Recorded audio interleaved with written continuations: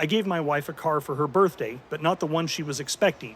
I was living in the picturesque equivalent of a glorified sardine can, a place more commonly known as Scuzzville, Ohio. This town, honestly, was the equivalent of human disappointment, a bitter aftertaste that lingered long after you've had your fill. We're talking about a factory town here, the kind where dreams go to die, or at least they go to become grossly overweight and riddled with heart disease. I found myself stuck in the muddy cogs of Scuzzville, thanks to my, shall we say, misguided life choices, and one woman, in particular, my now ex-wife, who hailed from this dystopian land of the living dead. In Scuzzville, people were about as ambitious as a moth in a lamp store. They just wanted to keep flapping their wings in their little comfort zones. They were content to trudge their way through a mediocre existence, working their factory jobs by day and becoming one with their couch cushions by night.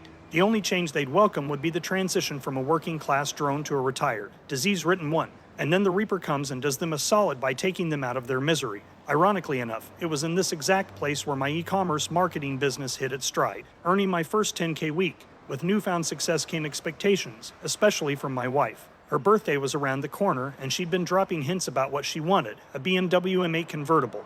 Her subtlety was comparable to a wrecking ball smashing through a glass factory. Now, under normal circumstances, I would have been more than happy to spoil her. However, I had recently discovered a little side detail that changed the game. Turns out, she'd been stepping out on me with an old schoolmate. A real class act, he was, perfectly representing the essence of Scuzzville, still living in this dump and yet to put on his big boy pants. So, change of plans. The BMW was out of the picture, and instead, she'd be getting a present she wouldn't forget, a fresh stack of divorce papers. But before I got to that point, I thought of giving her a grand finale to remember, a glorious send-off into singlehood.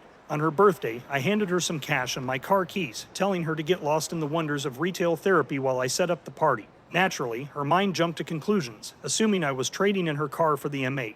While she was away, I packed up all her belongings and dumped them into her car. As for her car, I carefully stashed it away in the garage, ready for the big reveal. Upon her return, anticipation filled the room. It hung in the air like the scent of stale beer. I handed her a meticulously wrapped box, her eyes twinkling with excitement. As she tore into it, her expression shifted from elation to confusion. Inside the box were her car keys. She turned to me, her face a puzzling mix of bewilderment and disbelief. "All of your belongings are in your car," I explained. She stood there, still trying to piece together the jigsaw of my words. "You can leave now," I concluded, feeling an odd mix of relief and satisfaction. She opened her mouth to retort, but I held up my hand, interrupting her before she could speak. The silence hung heavy in the room for a moment before she walked out, tears streaming down her face. Once the dust had settled, I kicked back on my couch, ordered Chinese takeout, and enjoyed the cinematic masterpiece that is Top Gun Maverick. Then I retired for the night, satisfied with the evening's dramatic turn of events. There's something liberating about bidding farewell to a cheater, even if it is in the confines of Scuzzville, Ohio.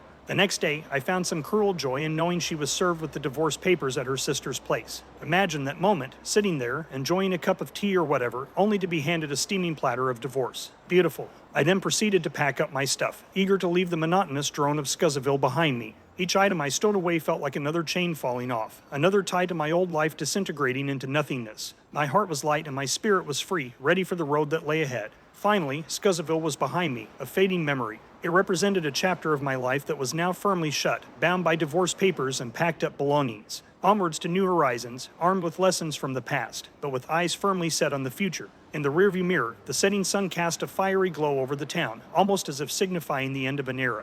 But ahead, the open road beckoned, inviting me towards a promising dawn, a new beginning. And with that, my grand exit was complete. As they say, that's a wrap, folks. Well, that was to the point, wasn't it? How do you feel that he handled things? What would you have done in a situation like that? Let me know in the comments section below. When you subscribe, be sure to click the notification bell. Click here for more Tangled threads.